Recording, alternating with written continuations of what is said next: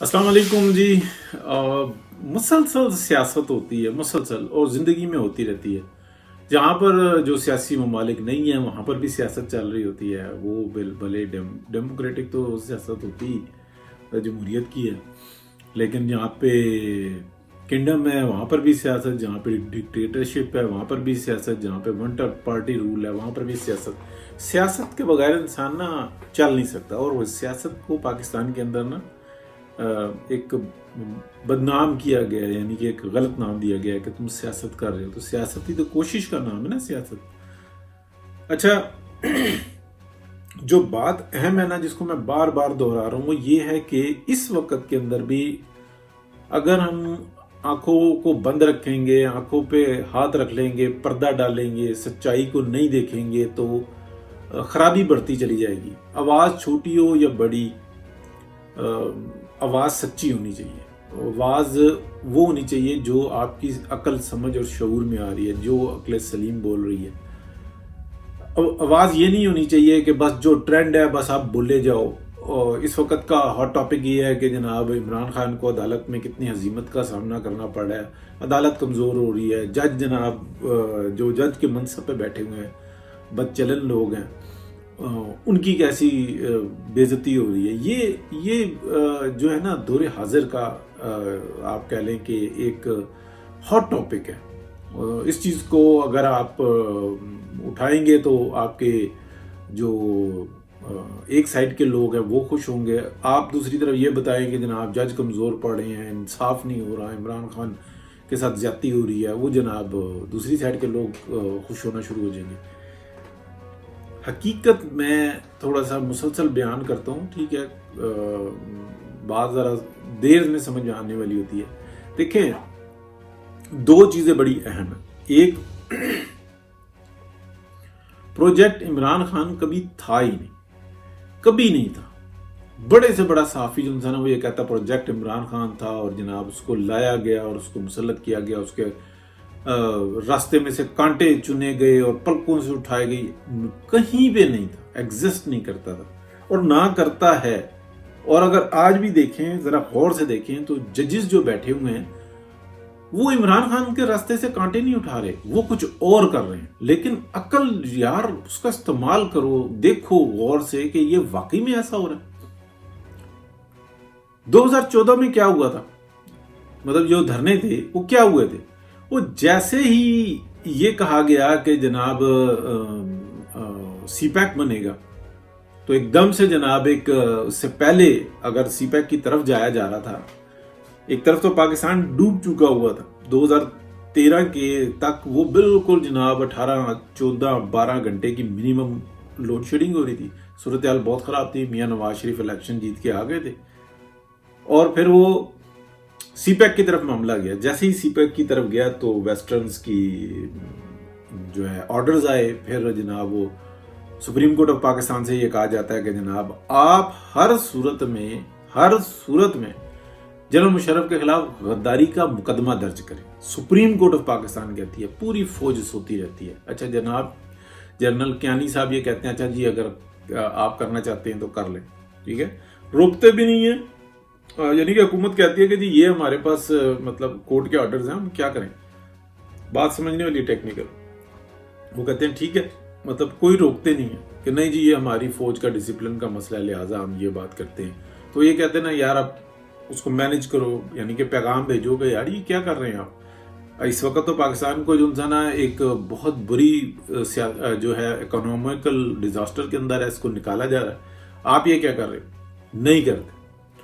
उधर से जनाब वो धरने ऑर्गेनाइज किए जाते हैं, धरने जनाब इमरान खान लेके छलांग मार देते हैं। मसला क्या था? सीपैक को रोकना। मसला क्या था? नवाज शरीफ से इतना काम लेना कि हमारी ये यशियों का अड्डा बन जाए पाकिस्तान, लेकिन पाकिस्तान की अवाम तक वो जो इंसान जुलूस ना पहुंचे, यानी कि पाकिस्तान की अवाम को ये सहूलत ना मिले कि उन अवाम के बच्चे जो उनसे ना वो खुशहाल हो, वो तरक्की और खुशहाली के मनाजिल तय कर लें ना, ये नहीं होने देना। तो मकसद क्या था? एक मकसद था कि नवाज शरीफ को रोकना, हर सूरत में रोकना, इस चीज से कि वो पाकिस्तान की अवाम को खुशहाल ना कर दे, कि कल को इस काबिल हो जाए अवाम कि वो ये पूछे कि भाई हम पाकिस्तान को इतनी बड़ी फौज की जरूरत क्या है। پاکستان کے اندر یہ جو عدلیہ بیٹھی ہوئی ہے یہ اتنا سب کچھ لے رہی ہے، اور یہ انصاف کے معاملات کے اندر یہ کیا کر رہی ہے؟ یہ زبان نہ آ جائے، یہ عقل سمجھ شعور نہ آ جائے، اس سے پہلے اتنا بھوکا رکھو عوام کو کہ وہ ذلیل ہی ہوتے رہیں، جو اسٹل ہو رہے ہیں۔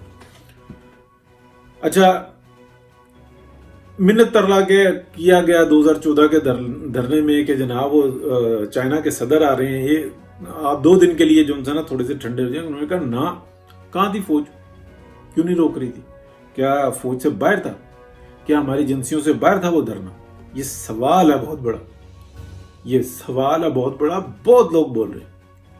اچھا، اس کے بعد دیکھیں پاناما آ جاتا ہے، پاناما میں سے اقامہ نکالتے ہیں، کہتے ہیں کہ عمران خان کے لیے راستے میں سے کانٹے چنے گئے۔ اس وقت میں عمران خان صاحب کی یہ سٹیٹمنٹ چل رہی تھی، اور بے شمار ایسی یعنی کہ چولیاں مارتا تھا شخص، کہ ایک شخص امریکہ سے آیا اور جناب اس نے پشاور میں دیکھا کہ ایک شخص نے گھر میں کنواں کھودا، کنویں میں سے گیس نکل آئی، بجائے پانی کے گیس نکل آئی، اس نے پائپ لگا کے وہ محلے میں بیچ رہا تھا۔ تو اتنی گیس ہے جناب، اور ہم جو انسان پورے پاکستان کو بجلی بنا کے دیں گے، اتنی گیس دیں گے، یہ کریں گے وہ کریں گے۔ یہ ذہنی طور پہ مفلوج آدمی ایسا کرتا ہے۔ لیکن آپ کو پتہ ہے نا کہ یہ جو ذہنی طور پہ مفلوج ہوتے ہیں یہ طاقتور بہت ہوتے ہیں، کیونکہ وہ تو یہ کہتے ہیں کہ میں تو جناب 10 پڑھے لکھوں کو سمجھا سکتا ہوں، مجھے کوئی نہیں سمجھا سکتا، اس لیے اس نے سمجھ نہیں ہوتا۔ تو یہ چیز آج تک ہمیں نظر آتی ہے۔ اس شخص کو وزیر اعظم بنایا جاتا ہے، اس کے راستے میں سے کانٹے چنے جاتے ہیں، نہیں چنے جاتے۔ نواز شریف کا رابطہ روکا جاتا ہے، اس لیے کہ پاکستان کے اندر کوئی بھی سیاستدان ہو جس میں تھوڑی سی بھی عقل سمجھ شعور تھی نا، وہ یہ کہتا تھا کہ یار یہ جو نواز شریف کر رہا ہے نا، یہ ہمارا مخالف ضرور ہے لیکن یہ اس ملک کے لیے بہتر کر رہا ہے۔ میں واردات نہیں ڈالوں گا، واردات ڈالنے کے لیے یہ ذہنی طور پہ مفلوج شخص موجود تھا، اس لیے اس کو فریم کیا جا رہا تھا، اور اس کو انٹرنیشنلی جو انسان ہے، اس کے جو سسرالی ہیں وہ سب لے کے آگے بڑھے ہوئے تھے، اور جنہوں نے کیا اسٹیبلشمنٹ آج وہ بڑے دکھ درد اور غم و غصے کا اظہار کر رہے ہیں۔ لیکن میں ابھی اس کی طرف بھی آتا ہوں۔ سب کچھ ہو گیا، عمران خان صاحب کو یعنی کہ 17 میں نواز شریف کو ہٹا دیا گیا، 18 کا دور شاہد کا کان عباسی وزیر اعظم ہوتے ہیں، جیسے تیسے نکلتا ہے۔ 18 میں عمران خان صاحب مسلط ہوتے ہیں، نواز شریف کو اقامے کی بنیاد پہ جیل میں ڈال دیا جاتا ہے، بیمار ہو جاتے ہیں، لاش ہمارے متھے نہ لگ جائے، قتل ہمارے متھے نہ لگ جائے اسٹیبلشمنٹ کے، اس لیے جناب ان کو ایک رعایت دی جاتی ہے۔ اس کے اندر بہت بڑی گیم ہے کوئی، یعنی کہ جو میاں نواز شریف کے لورز تھے نا، وہ کام نکال کے لے گئے۔ اب کس قانون کے تحت پکڑا ہوا تھا، اور کس قانون کے تحت سزا ملی ہوئی تھی، اور کس قانون کے تحت جو انسان ہے یہ سارے معاملات ہوئے تھے؟ تھا ہی قانون کوئی نہیں، اس کو کہتے تھے لا قانونیت۔ وہ تو پھر بھی جو انہوں نے عدالت سے اجازت لے کے اور سارے معاملات کر کے اور کیبنٹ کی منظوری کے ساتھ گئے تھے نا، تو یہ تو مطلب اس ٹوٹی ہوئی لنگڑی لولی کیبنٹ سے بھی اجازت لے کر گئے تھے، تو کسی طرح سے کہہ سکتے ہیں۔ لیکن وہ کیبنٹ کیسے بنی تھی، وہ تو ڈاکٹرائن تھی، یہ چیز آ جاتی۔ اچھا، وہ سب دور گزر جاتا ہے، پھر جناب تباہی شروع ہو جاتی ہے ملک کی، قرضے پہ قرضہ، IMF کے اندر چلے گئے، بھونڈے طریقے سے چلے گئے، پیسے لے لیے، مزید پیسے لیتے جا رہے ہیں، دنیا کے بینکوں سے پیسے لیتے جا رہے ہیں جناب، $70 ارب لے لیتے، یعنی کہ اضافہ کر لیتے۔ پاکستان کی تاریخ کا جو ٹوٹل قرضہ اس کا 70% اضافہ کر لیتے ہیں صرف 3.5 سال کے اندر۔ اچھا، پھر وہ IMF سے معاہدہ کر کے معاہدے کو توڑ بھی دیتے ہیں، پھر توڑ دیتے ہیں، بجائے ریٹ زیادہ کرنے کے پیٹرول اور گیس کے، وہ جناب اس کو کم کر دیتے ہیں، یعنی کہ ایک آخر میں ایسی ضرب لگاتے ہیں۔ لیکن یہ نورا کشتی تھی، IMF، امریکہ، ویسٹرن اور پاکستان کے اندر موجود طاقتور، اور یہ عمران خان تو ایک پپٹ ہی تھا، یہ سارا کام کرتے ہیں۔ مقصد کیا تھا؟ نواز شریف کو روکنا۔ اچھا، 2017 کے اندر اور 18 کے اندر جتنی طاقت کے اندر تھے، کیا شہباز شریف اور حمزہ شہباز کو نہیں نااہل کر سکتے تھے؟ کر سکتے تھے، لیکن مسئلہ جو تھا نا صرف نواز شریف سے۔ اور پھر دیکھیں نا اس کا جو فروٹ کس طریقے سے حاصل کیا، وہ اس طریقے سے حاصل کیا کہ شہباز شریف صاحب کو آپ دیکھیں کہ وزیر اعظم بنا دیا، اور انہوں نے جو PMLN کی سیاست کا بیڑا غرق کیا۔ کوئی شک نہیں ہے مجھے کہ وہ آنیسٹ آدمی ہے، مجھے کوئی شک نہیں، ایک سنگل روپے کی آپ کرپشن نہیں ثابت کر سکتے، لیکن کیا وہ سیاسی آدمی ہے؟ اس نے اپنی پارٹی کی واٹ لگا دی اور اس شخص کو کوئی احساس نہیں. ایک دفعہ اس شخص نے کہا کہ میں نے یار پارٹی کے ساتھ زیادتی کی ہے, میں نے پارٹی کی سیاست کو کہاں پہنچا دی. ایک دفعہ, سنگل ایک دفعہ.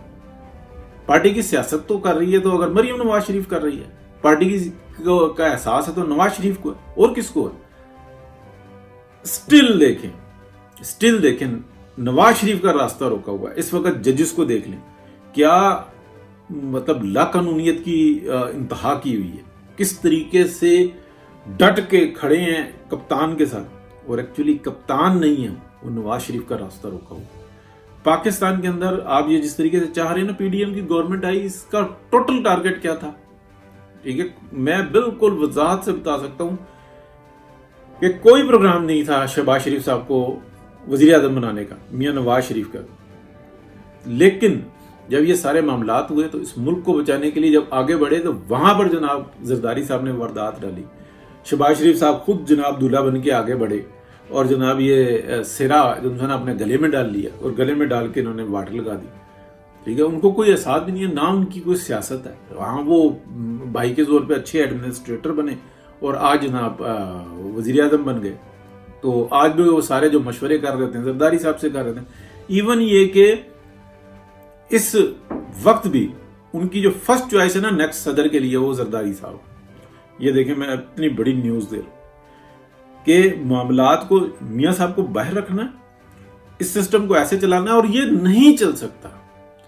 یہ دیکھیں سر, صرف ایک ڈیفالٹ ہونے سے بچایا نا. اگر آپ چاہیں کہ پاکستان رائز ہو, ترقی اور خوشحالی کی طرف جائے, تو وہ ایسا نہیں ہو سکتا کہ میاں نواز شریف یا مریم نواز کو اگر لیٹ سپوز وزیر اعظم بناتے ہیں, کیونکہ ان کے پاس عوام کی طاقت ہے, وہ بیٹھ گئی ہیں اس کرسی کے اوپر جو عوام دیتی ہے.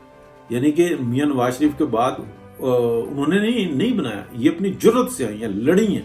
بیگم کلثوم نواز نے جب الیکشن لڑا 2017 میں, وہاں پہ یہ فرسٹ ٹائم آئی ہیں, انہوں نے مقابلہ کیا ہے.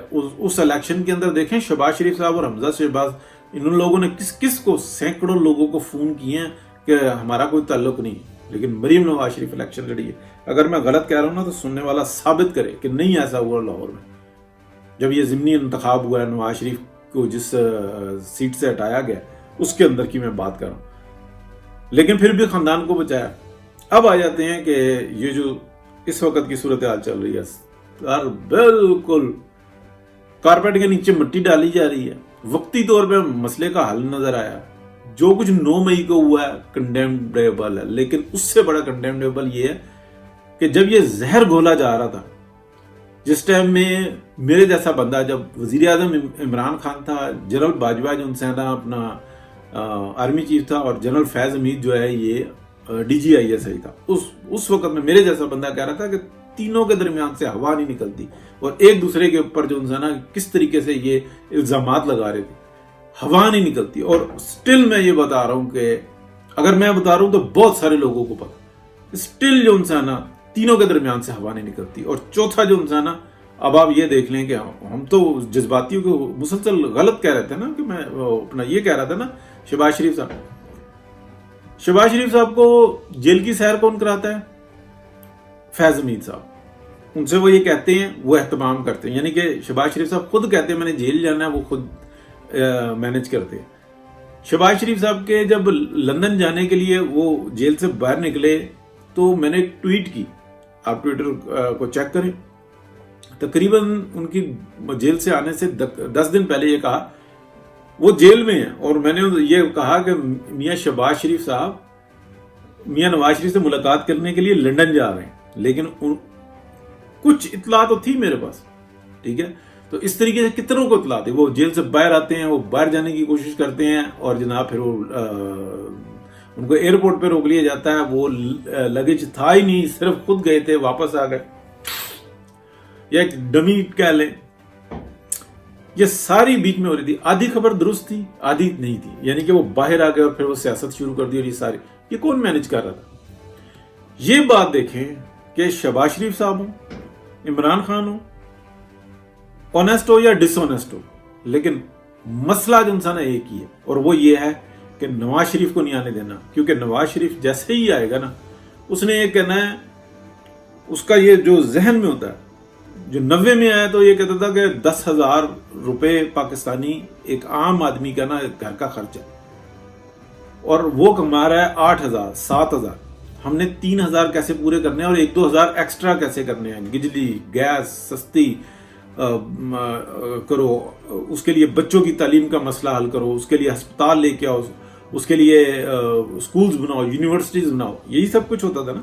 اچھا ایگریکلچر کے اندر سہولیات دو، ان کو ٹائمنگ کا بتاؤ کہ کس طریقے سے کس ٹائم میں کیا چیز جو ہے اپنا ڈالنی ہے اور اچھا رزلٹ نکلے گا. اس کے لیے چنگیاں ختم کرو، اس کے لیے آسان راستے بناؤ. قوم خوشحال ہو رہی تھی. آج بھی اگر نواز شریف آ گیا وہ یہی کہے گا نا کہ اگر 2 یا 3 بچے ہیں کسی گھر کے اندر، میاں بیوی ہیں، اور اگر وہ کرائے کے گھر کے اندر رہتے ہیں تو اس کا معمولی خرچہ جو انسان 70-80 ہزار ہے، اور وہ کما اس وقت کتنے رہا 30,000 40,000 میکسیمم. کچھ تو اس سے بھی بیچارے کم پہ ہیں کہ صرف روٹی کھا رہے ہیں اور زندہ رہ رہے ہیں، اور بچوں کی تعلیم کمپرومائز ہوئی ہوئی ہے، سب کچھ ہوئی ہوئی ہے، یعنی کہ نہیں ہو پا رہی. وہ آنے کے بعد کیا کرے گا؟ وہ سب سے پہلے انہیں کو ٹارگٹ کرے گا. یہ انقلاب نہیں آنے دینا. اور میں انشاءاللہ اگلے اس میں جو انسان ہے یہ بتاؤں گا کہ میاں نواز شریف نے ان کے لیے کیا کیا پروجیکٹس کیے تھے. جب یہ 90 میں آئے اور 93 کا الیکشن لڑا، پھر اس کے بعد جو بھی صورتحال رہی 97 میں اور پھر 2013 میں کتنے پروجیکٹ کیے، اور ہر پروجیکٹ میں میاں نواز شریف کہتے تھے پاکستان کی عوام اور ان کی خوشحالی.